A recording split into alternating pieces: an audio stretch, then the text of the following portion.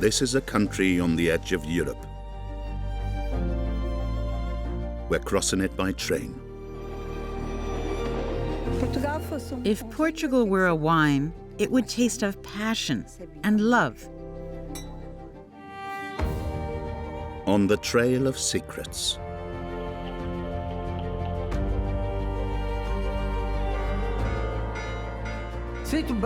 I feel good, and I can't stop. Journeying through the land of explorers.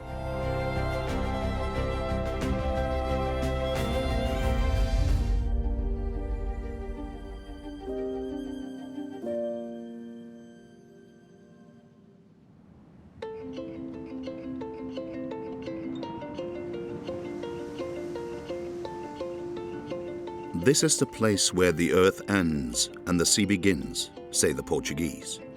At the foot of these Sintra mountains, in the very west of Portugal, lies Cabo da Roca, the outermost point of the European mainland.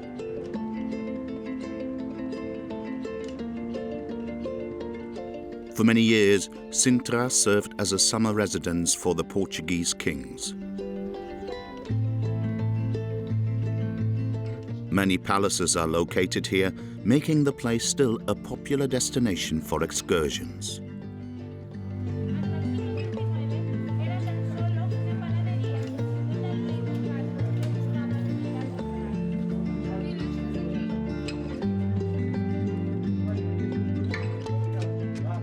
Tomé Mamelo has lived here for over 20 years. He is on his way to Casa Periquita, a place King Carlos I used to come to every day. The pastry shop is famous for its travesseiros and queijadas.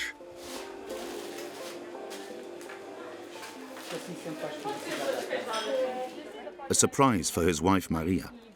The two are a bit like the royal family of Sintra. Normally one lives in a normal house, so I appreciate this privilege. All my friends say, hey, you live in a palace, you live in Quinta da Regalera. For them it's a kind of status, but for me it's normal. This is Tomé's palace.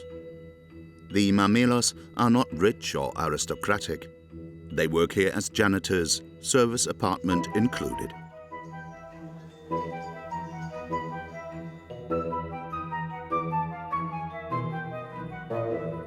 Quinta da Regalera is a 4-hectare area with palace, park, grottos, fountains and bridges.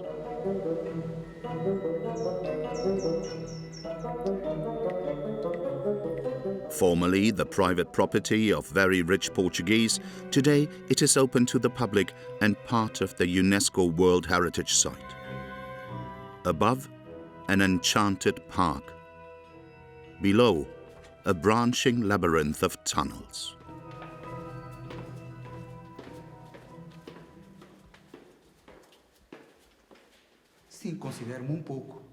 Sure, I feel a bit like I'm in paradise. This is no ordinary place. Do normal. A única coisa que eu não posso fazer para a situação não correr mal. The only thing I should avoid, so that things don't go wrong, is choosing the wrong path down here. Para sair pelo Paris tem que sair sempre pelas saídas à sua direita, nunca sair a meio do poço. 100 meters away, Tomé's wife, Maria, is cleaning. And not just anywhere either.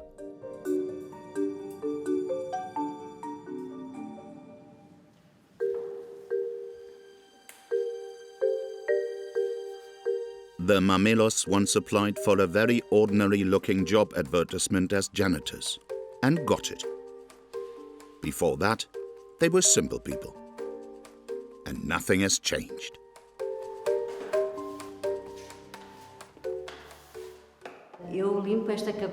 I have been cleaning this chapel for 21 years, every day. Every day.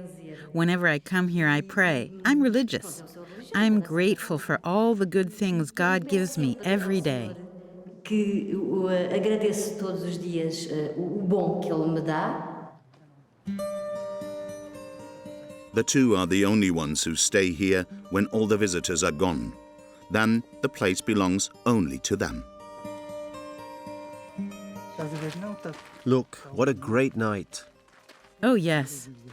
Yes, that's Sintra.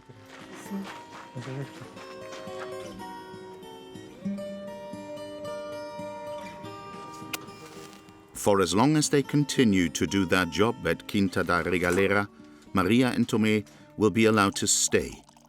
They might even grow old here. Yes, of course we can imagine that. I haven't thought much about death yet, but it would be good to stay in shape for a long time. To our health.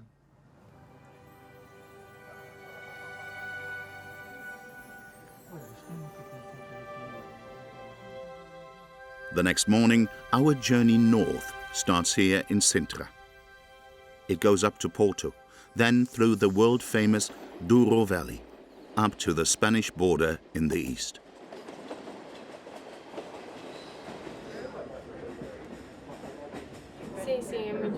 Yes, it's beautiful. Although I often sleep because I leave very early, but the trip is always good. It's a great route.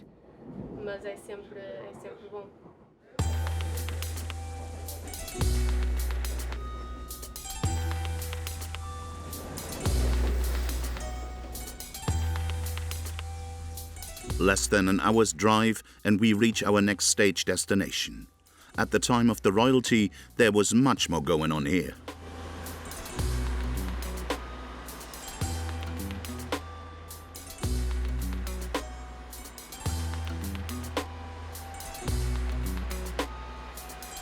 Ugo Rebello is here on official business. The scientist works with contemporaries who have lived here for centuries. Not just anywhere, but at the Palacio Nacional.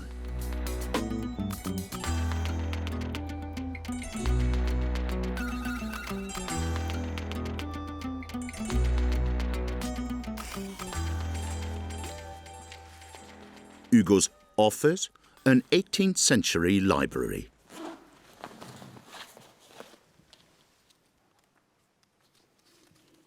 There are about 36,000 old books here. For Ugo, however, rather uninteresting.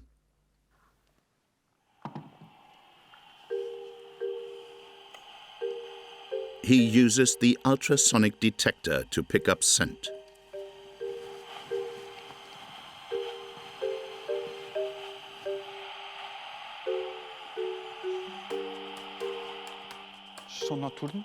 They are nocturnal, they are tiny and fly very fast, so the chance to spot them is very small.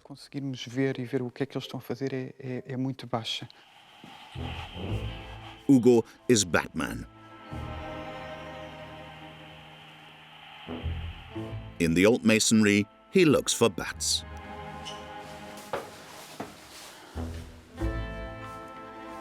And they are here.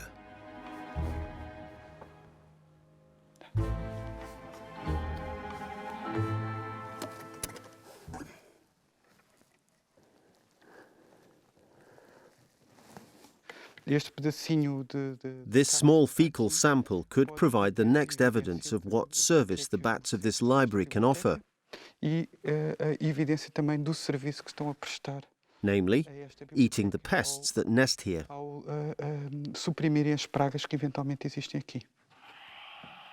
Vermin and termites that otherwise decompose the books.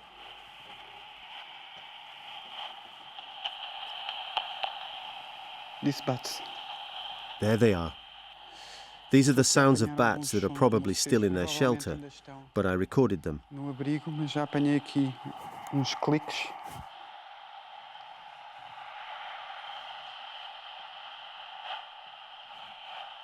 Estou a ouvir. Estou a ouvir. There goes a bat. That's the sound it makes just before it grabs its prey. Acabei de ouvir feeding buzz. This means the bat has just eaten here. Pode se alimentar agora mesmo aqui. The fact that bats have lived here for almost 300 years shows that they are helpful rather than a problem. Hugo, the bat researcher, has searched cautiously and found.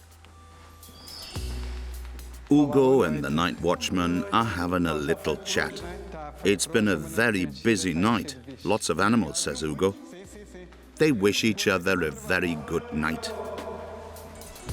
Sergio Correira, the night watchman, is not so squeamish. In fact, the animals are Sergio's soulmates.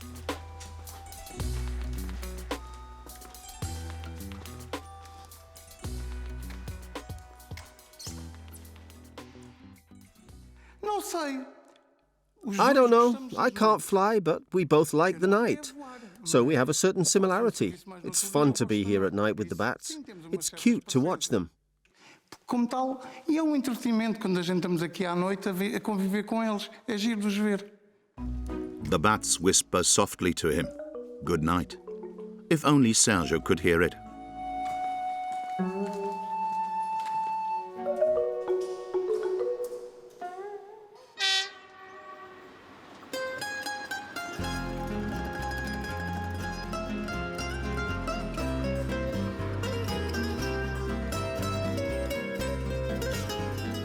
The train now crosses central Portugal on its way north.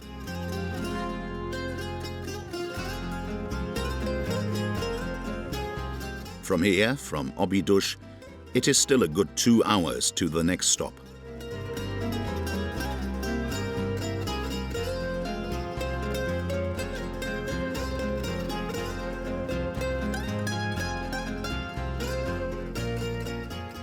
In the interior lies the former capital of Portugal, Coimbra, the oldest university city in the country, and the home of the Fado. This melancholy music is a glimpse into the soul of the Portuguese.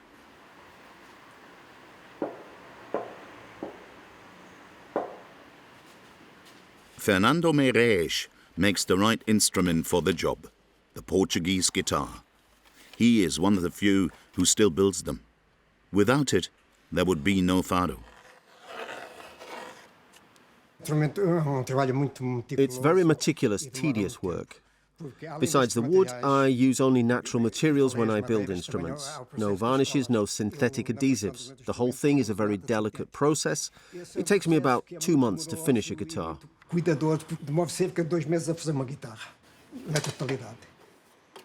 Such a fine piece costs 4,000 euros. But this work doesn't make Fernando rich. It's a passion. And musicians have a very unique relationship with their instrument.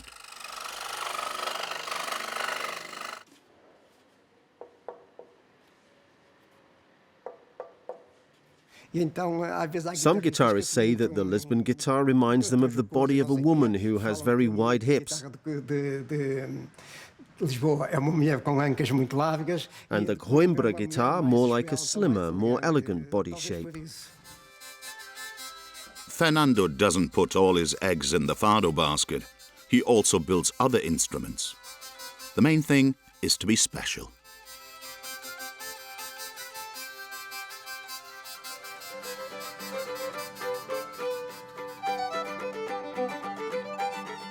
His fascination with old Portuguese music is something he's passed on to his son, Fernando Jr.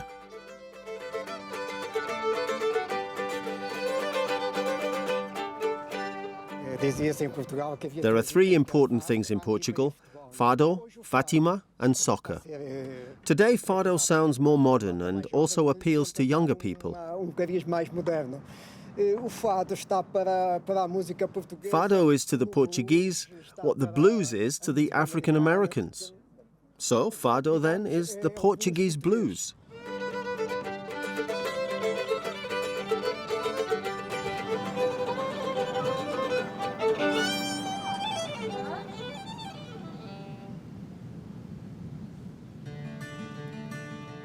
We leave Coimbra for a detour into a completely different world, to the far northwest.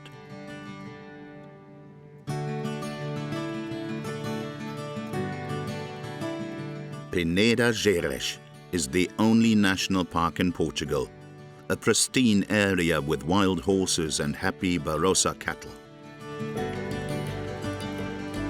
You rarely meet people here. and they are becoming fewer and fewer. Such a solitary life is too lonely.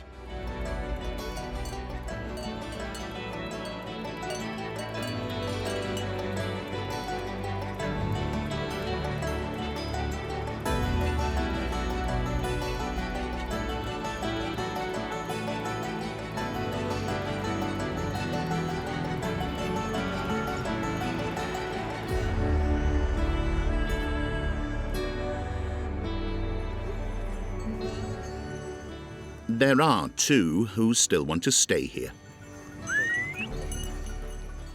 Together with their 250 goats. On days like these, Victor Afonso and his son Ricardo have to take extra good care of the animals. When the weather is particularly foggy, the wolves are most likely to attack, because then they can hide especially well, and you do not see them so easily. But it's quite rare because of the dogs. The dogs scare them off quite well. But when they attack, they really attack.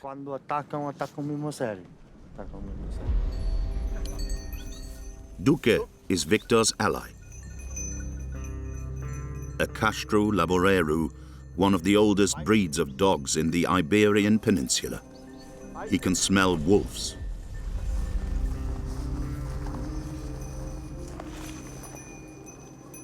It can be deceptive, the vastness of Peneda-Geres.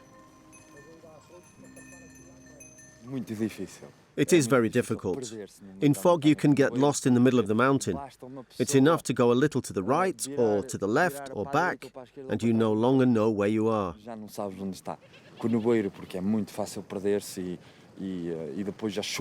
the rain doesn't help.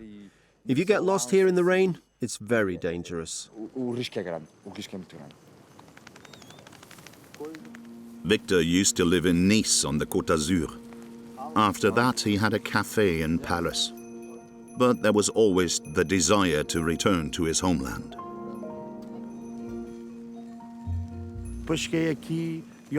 When I came back, I chose this work with animals because I had always liked it, even when I was little with my grandparents and my parents. And I had also given up the cafe because I was tired of all the people. Well, this is a different kind of paradise.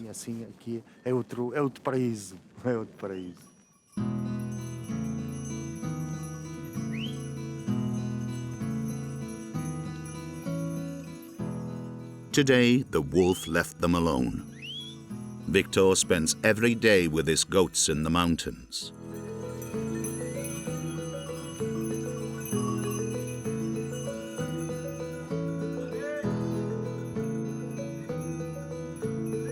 Leaving early in the morning, returning in the afternoon. 7 days a week.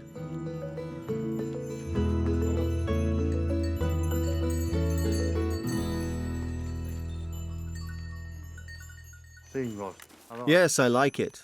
I love it. But tomorrow is one of those special days when I'm not with the goats.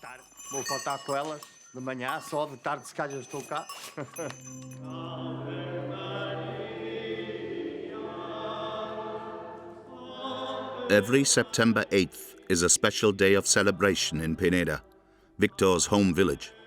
This is the culmination of a 7-day Catholic celebration in the village.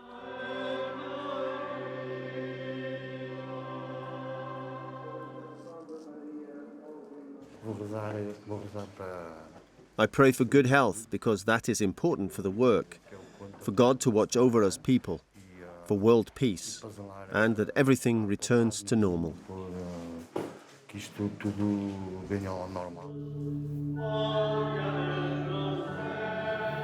The Portuguese are pious. Pilgrims from far and wide come here.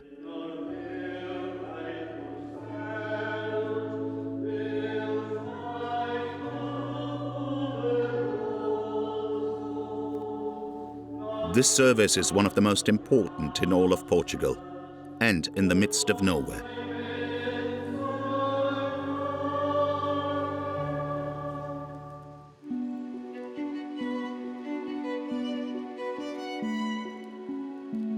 Peneda-Geres, the green oasis.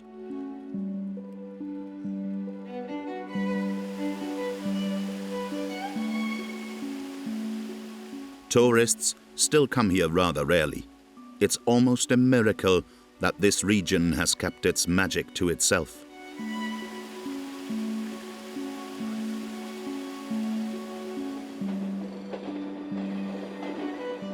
Slowly, we return to civilization.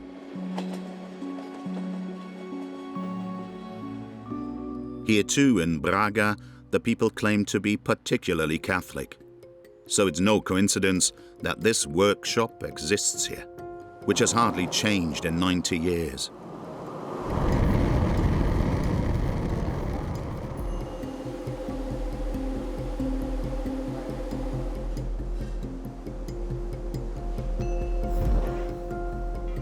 Carlos Jerónimo is the boss of Portugal's last and only bell foundry.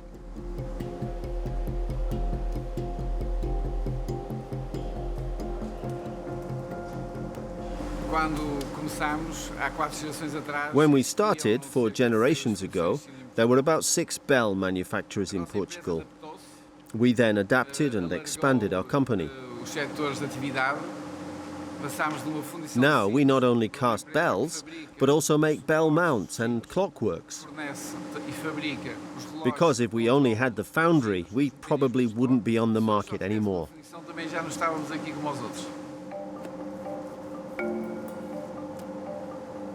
First, a mold for the bell is built from clay.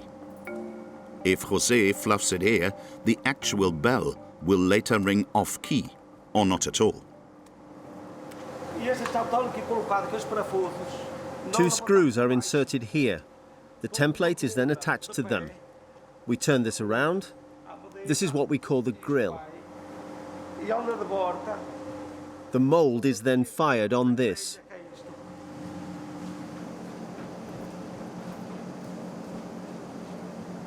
About 12,000 bells have already been made this way, but sales are declining. There are cheaper goods on the market, produced faster, because the churches also have to save money.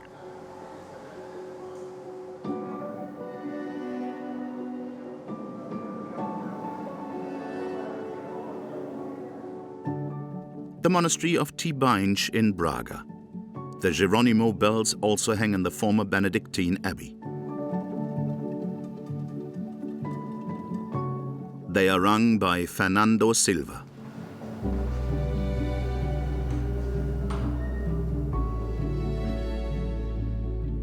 One of the last bell ringers of Portugal.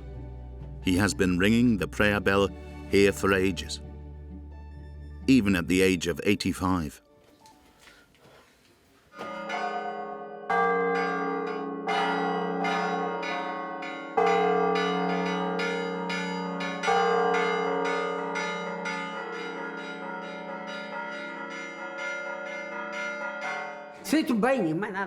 I feel good and I can't stop. I love this work. If I stop, there will be no one left. People can be found who want to work here, but not for this salary. The church has no more money to pay people properly. Only funerals are still worthwhile, but nothing else.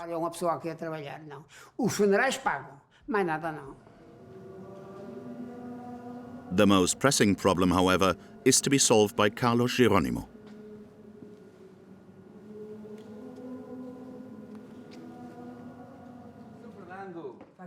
Carlos and Fernando are talking about the sound of the bell.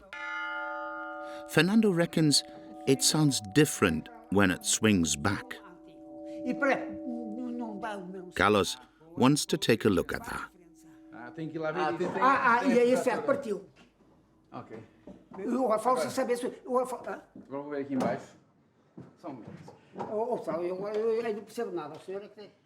Carlos reckons the problem is that the clapper isn't centered. Watch out, Fernando says. You're not secured.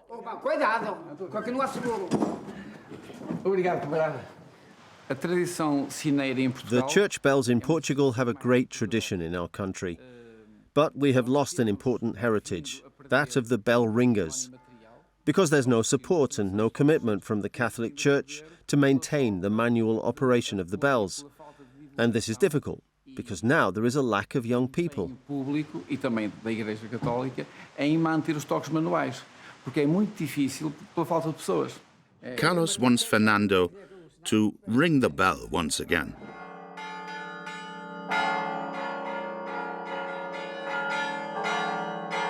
As long as Fernando still has strength, the bells in Braga will ring.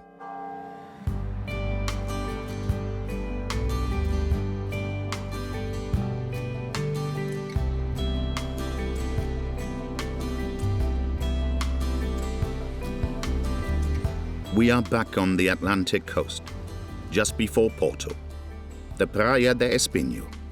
Swimming is often prohibited here because of the strong current.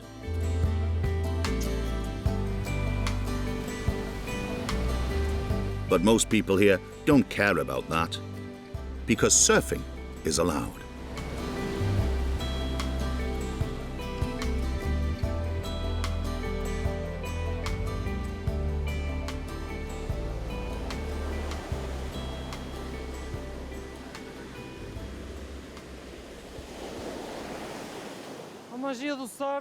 The magic of surfing is in the connection with nature, because we are constantly interpreting and adapting to the wave. It's very relaxing. It's hard to put into words. Surfing has long been part of Portuguese culture.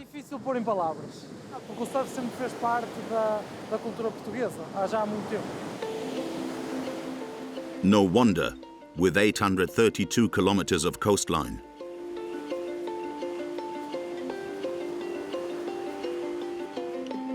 Ricardo Marques takes us to Porto. Nearly 2 million people live in the metropolitan area in the north.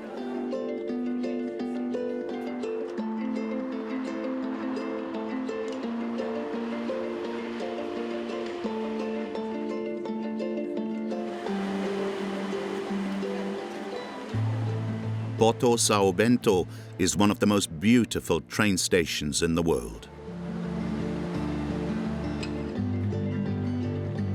Ricardo's hometown, like the entire country, is still suffering from the harsh austerity measures which followed the 2008 economic crisis. Things are slowly picking up again.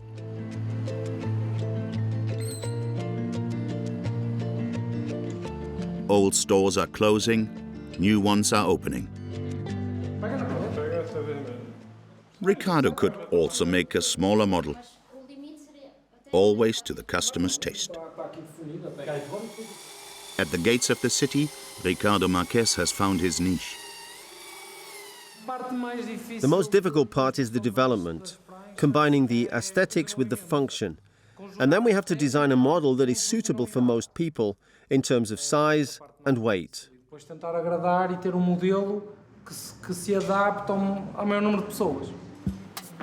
As a surfer, he has a heart for all those who live far from the water, so to speak.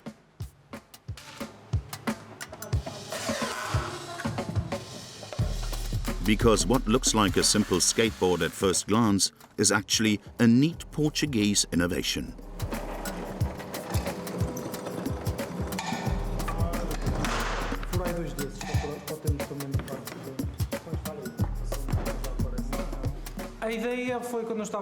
The idea was born on the beach when I was standing there looking at the horizon and thinking, I'm surfing here, but how about adapting surfing to skateboarding so as to bring surfing to the street? Ricardo and his team build surfboards on wheels. They want to conquer the market with them.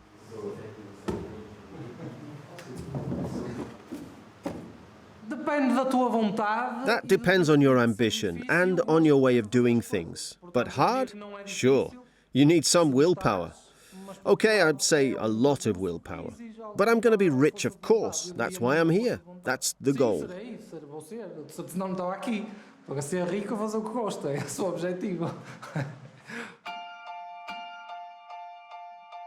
They regularly invite the community to try it out, to surf in the middle of the city at the Casa da Música concert hall.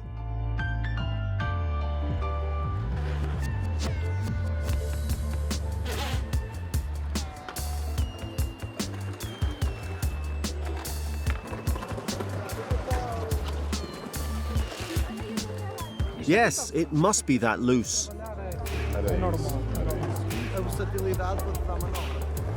Technique and movement should be the same as on the water. Actually, I don't surf. I've only tried a few surfing lessons. You definitely get this feeling that you're standing on a wave. This gliding feeling of being on a wave.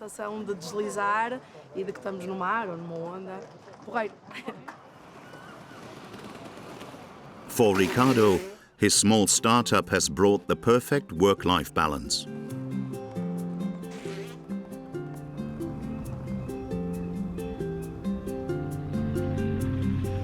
Porto is considered by many to be the covert capital of Portugal, especially by the tripeiros, the city's inhabitants.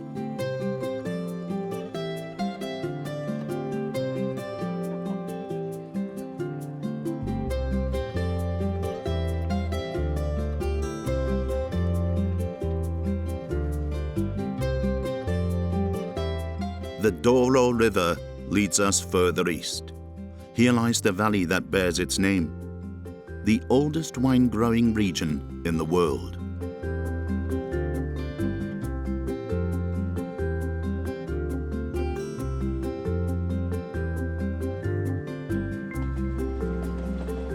And the Linha do Douro is perhaps Portugal's most beautiful railroad line. A small winery has been located here since 1885.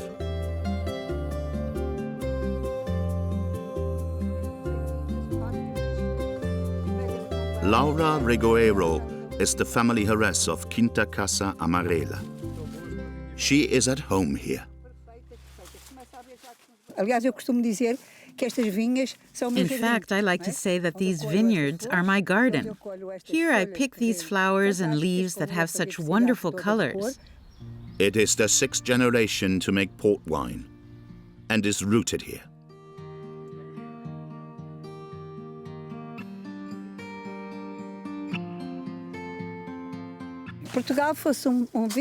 If Portugal were a wine, it would taste of passion, of love, and of home. The Douro Valley is characterized by different climatic zones. This makes growing grapes in this region difficult.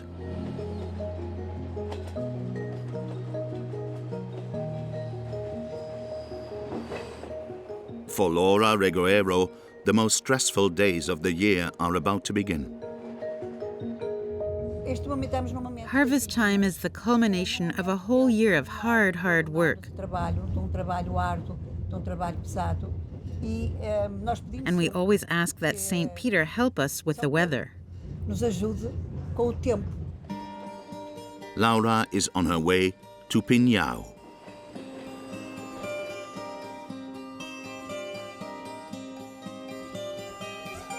Since time immemorial, a small traffic hub, because from here the port wine was once transported to the cities.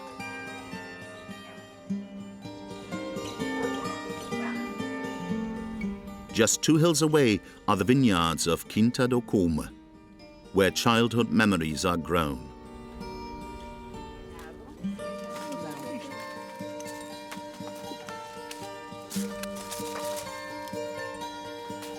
Jorge Tenero grew up on a vineyard, and in acquiring his own vineyard has fulfilled a dream. Being a surgeon, he normally stands in the operating room, but not today. The weather here can hurt or help us a lot. These rains of the last few days have allowed the grapes to ripen. Now we have to harvest them very quickly because more rain would spoil the harvest. That is why we are now under time pressure.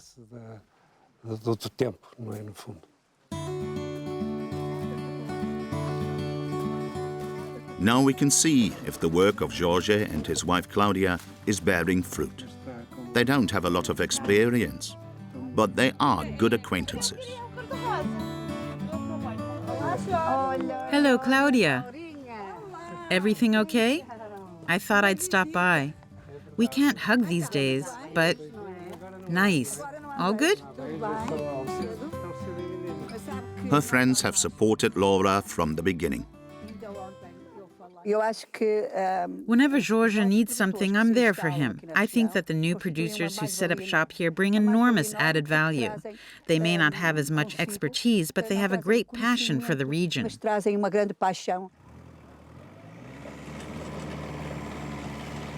For Jorge, this is not just a few hectares of land. Above all, it's an investment in the future. This project has brought our family even closer together. Family is very important to us. Claudia and I want to leave a legacy for our children.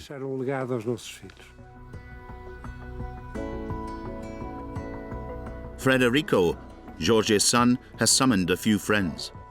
In the Douro Valley, wine is traditionally trampled underfoot.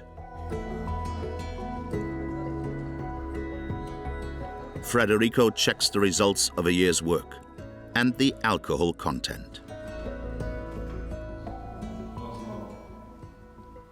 13.7. That's promising, but the truth lies in the glass.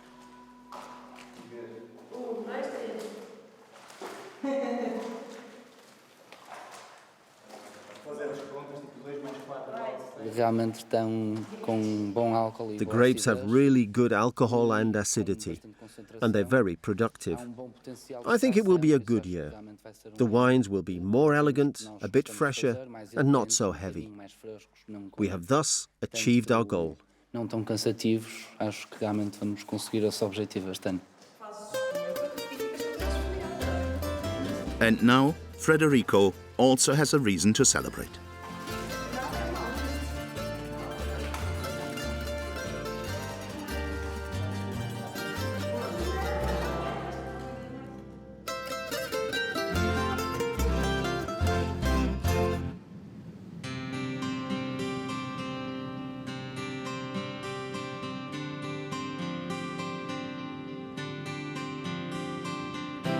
The Douro River meanders over here from Spain. The railroad line also connects Portugal with Spain, at least theoretically. Luis Patricio can still remember the days when he could take the train all the way to the neighboring country.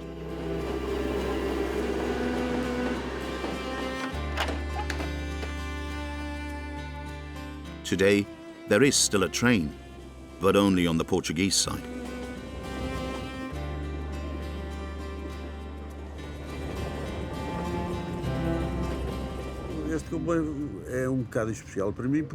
This train is very special to me because I worked here for 31 years, all along the line. From Regoa to Barca d'Alva, I worked at all the stations. Today, there are no more. I spent my youth here on this line for 31 years.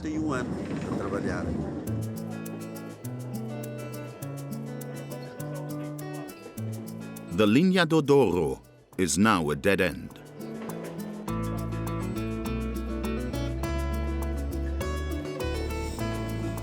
Nowadays, in fact, the train only runs as far as Pocinho, not even right up to the border anymore.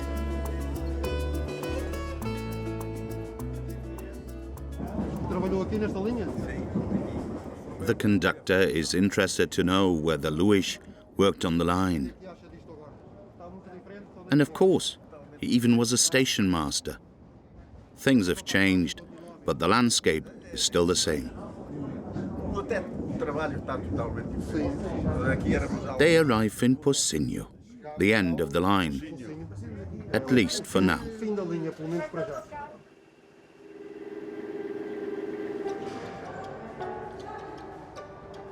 Every trip to Porto is therefore a farce for Luis. Since 1988, he has had to drive the last 30 kilometers home by car.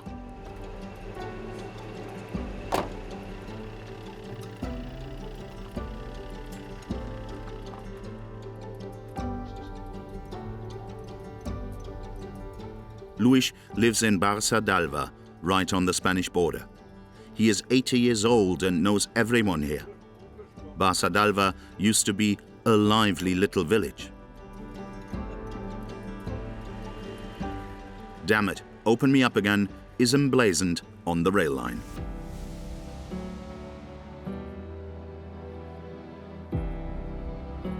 The old station is also waiting eagerly.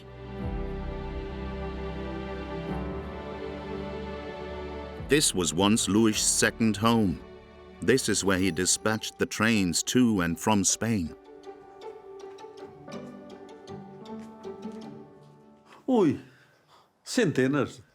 Hundreds of times. Here in front was the customs office.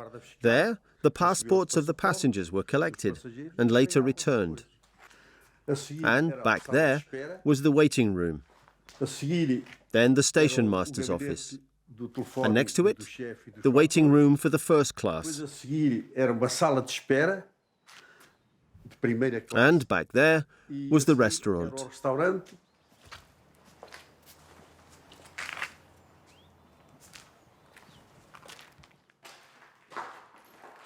Luis himself was forced to wind up the business after golden years.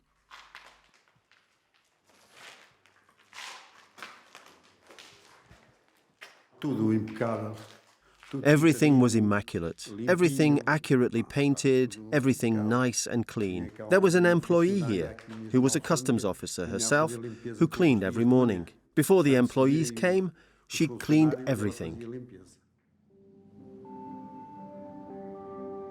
The Spaniards are to blame for the decline. The 100th anniversary of the train line was still being cheerfully celebrated. And then from one day to the next, closing time.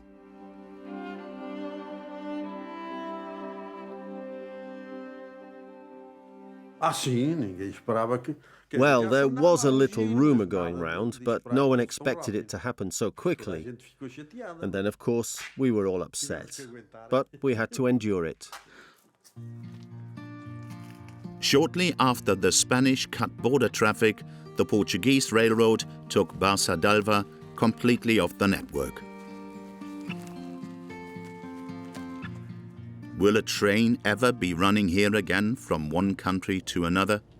From over here to over there? I can't believe it. But it would be nice. That would be much better, of course. I would rather get off here at home than still have to take the car from Pocinho. It would be a joy for everyone. But not until I see the train. Before that, I won't believe it.